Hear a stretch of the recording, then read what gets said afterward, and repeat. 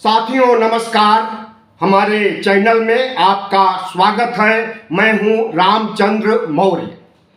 आजाद भारत का सबसे बड़ा चुनावी षड्यंत्र प्रधानमंत्री नरेंद्र मोदी का और गृह मंत्री अमित शाह का आज बड़ा भंडाफोड़ कर दिया सीबीआई कोर्ट ने दिल्ली में। अरविंद केजरीवाल अक्सर कहा करते हैं और कह रहे हैं कि मैं कट्टर ईमानदार हूं, और इस कट्टर ईमानदारी पर आज कोर्ट ने अपनी मुहर लगा दी। कोई आर्थिक अपराध या शराब नीति से संबंधित अपराध हुआ ही नहीं था, कोई घोटाला, कोई भ्रष्टाचार हुआ ही नहीं था। इसके बावजूद 4-5 साल तक तमाम अदालतों में मुकदमा चलता रहा, पेशी दर पेशी होती रही और आम आदमी पार्टी के सभी बड़े नेताओं को जेल में ठूंसा गया। यहां तक कि मुख्यमंत्री अरविंद केजरीवाल को लगभग 1.5 साल तक जेल में डाले रखा गया। इसी तरह से संजय सिंह को 181 दिन और कविता को 150 दिन जेल में डाला गया। 5 से अधिक नेता कोई भी अपराध न होने के बावजूद आम आदमी पार्टी के बड़े नेता जेलों में डाले गए। तो सवाल उठता है कि जब अपराध हुआ ही नहीं था तो कैसे मुकदमा चलता रहा और कैसे जेल में डालते रहे। इसके लिए सीधा सा अर्थ निकाला जा सकता है कि अरविंद केजरीवाल का दिल्ली का किला ढहाने के लिए षड्यंत्र रचा गया। सबसे पहले आम आदमी पार्टी को तोड़ने के लिए 25-25 करोड़ रुपए की पेशकश की गई, जिसका खुलासा अरविंद केजरीवाल ने विधानसभा में किया था। लेकिन आम आदमी पार्टी के विधायक एक भी नहीं तैयार हुआ 25 करोड़ लेकर के आम आदमी छोड़कर बीजेपी में जाने के लिए। दूसरा हथकंडा फिर यही अपनाया गया कि शराब नीति को लेकर अरविंद केजरीवाल जो कट्टर ईमानदार बनते हैं, इनका चरित्र हनन किया जाए और इन्हें कट्टर बेईमान साबित करके चुनाव जीता जाए। और इस काम में मोदी और शाह सफल भी हुए। 1 साल पहले चुनाव हुआ और उस चुनाव में आम आदमी पार्टी हार गई, भारतीय जनता पार्टी जीत गई। इसके पहले 2015 में दिल्ली की 70 सीटों पर चुनाव हुआ, जिसमें आम आदमी पार्टी को 67, जी हां 67 सीट मिली। 2020 में चुनाव हुआ तो 70 में 62 सीटें आम आदमी पार्टी को मिली। मोदी और शाह को लगा कि अगर हम नैतिक ढंग से चुनाव लड़ेंगे तो आम आदमी पार्टी को वर्षों तक, दशकों तक नहीं हरा पाएंगे। इसलिए कोई ऐसा फ्रॉड दिखाया जाए, षड्यंत्र रचा जाए, जिसके आधार पर चुनाव जीत लिया जाए। हम समझते हैं कि न सिर्फ अरविंद केजरीवाल की कट्टर ईमानदारी कोर्ट ने तस्दीक की है, बल्कि मोदी और शाह की कट्टर बेईमानी भी अदालत ने मुहर लगा दी है।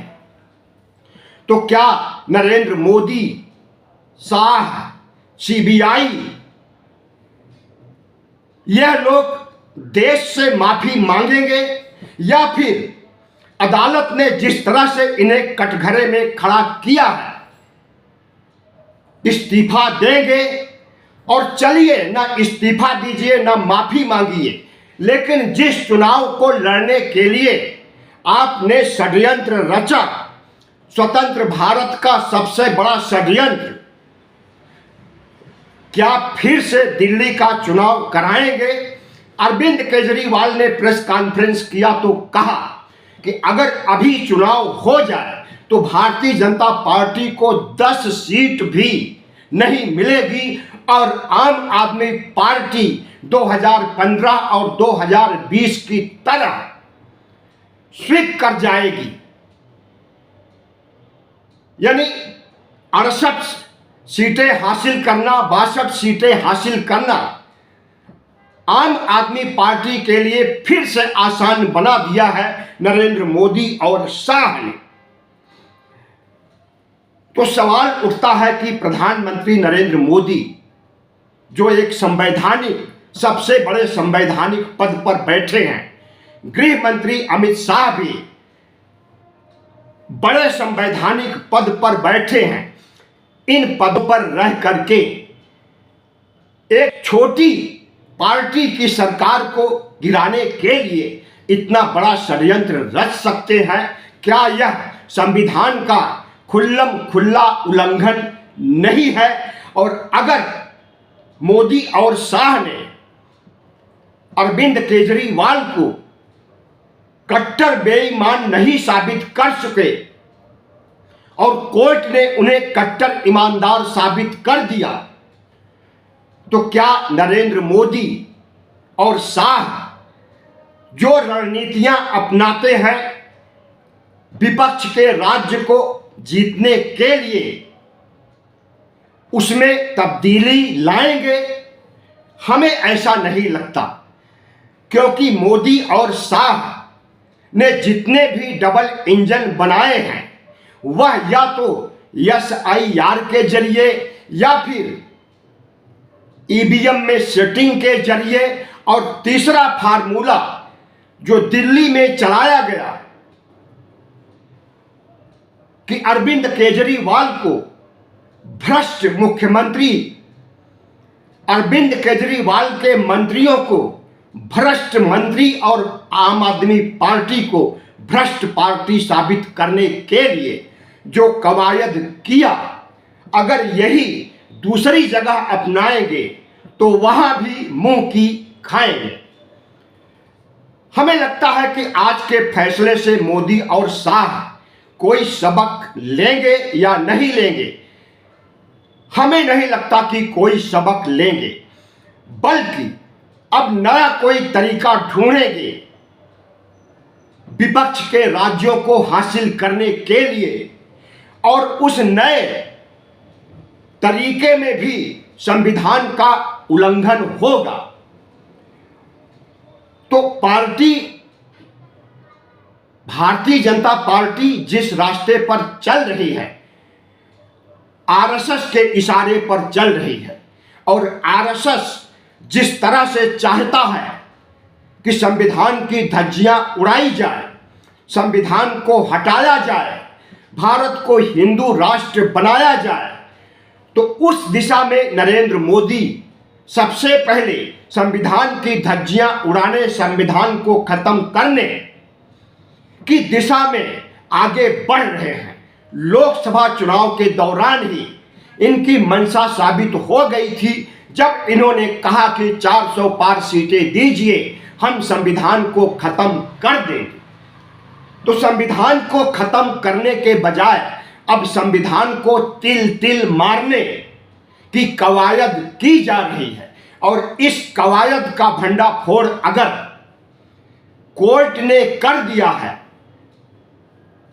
तो हम समझते हैं कि नरेंद्र मोदी और शाह को चुल्लू भर पानी में डूब मर जाना चाहिए। हमें लगता है कि आम आदमी पार्टी के ऊपर 100 करोड़ रुपए का भ्रष्टाचार करने का आरोप लगाया गया था, जिसमें से 4400 करोड़ रुपए गोवा के चुनाव में खर्च करने का आरोप लगाया गया था।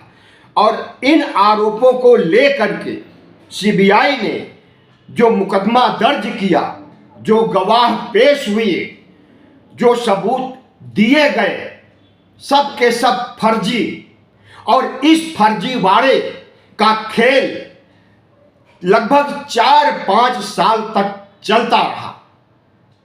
और जब दिल्ली का चुनाव खत्म हो गया, 1 साल पूरे हो गए, तब पता चला कि कोई घोटाला हुआ ही नहीं। तो साथियों, प्रधानमंत्री नरेंद्र मोदी दोबारा चुनाव नहीं कराएंगे, न देश से माफी मांगेंगे, न शर्मसार होंगे, बल्कि उस जज को ही, जितेंद्र सिंह नाम है उस जज का जिसने फैसला दिया है, उस जज को ही रिटायर्ड कर देंगे, या उस जज के खिलाफ साजिश रच करके उसे ही भ्रष्टाचारी साबित करने की कोशिश करेंगे। आपको मालूम होना चाहिए कि प्रधानमंत्री नरेंद्र मोदी सुप्रीम कोर्ट को भ्रष्टाचारी साबित करने के लिए 8वीं क्लास की किताब में एक चैप्टर बनवाया NCERT से कि सुप्रीम कोर्ट में भ्रष्टाचार, और सुप्रीम कोर्ट में भ्रष्टाचार की खबर जब सुप्रीम कोर्ट को लगती है और वह उस किताब को मंगा करके पढ़ती है, तो अभी 2 दिन पहले चीफ जस्टिस ऑफ इंडिया ने बड़ी कार्रवाई किया कि सुप्रीम कोर्ट को कटघरे में खड़ा करने का काम किस आधार पर, किस बेसिस पर, किस सबूत पर किया गया। उसके बाद शिक्षा मंत्री की हालत खराब, मोदी और शाह की हालत खराब, और यहां तक कि RSS जो कि सिलेबस बदलवाने के लिए कुख्यात है, भारत की पढ़ाई लिखाई का भगवाकरण करने के लिए कुख्यात है, उसकी भी बोलती बंद हो गई। तो प्रधानमंत्री न सिर्फ चुनी हुई सरकारों को बदनाम करने के लिए फर्जीवाड़ा कर रहे हैं, बल्कि कोर्ट को भी बदनाम करने के लिए, सुप्रीम कोर्ट को बदनाम करने के लिए हर कोई कोशिश कर रहे हैं। अब देखना है कि विपक्ष जो आए दिन नरेंद्र मोदी और शाह के निशाने पर होता है, ईडी के माध्यम से, CBI के माध्यम से विपक्ष को खत्म करने की सुपारी CBI, ED, IT को सौंपी जाती है, और उसमें से 95 से अधिक नेता आरोप मुक्त हो जाते हैं। कन्विक्टेड बहुत कम 1 या 2% होते हैं। तो यह खेला इनका बंद होगा या यूं ही चलता रहेगा। वीडियो अच्छा लगा हो तो चैनल को सब्सक्राइब कीजिएगा, लाइक कीजिएगा और शेयर कीजिएगा।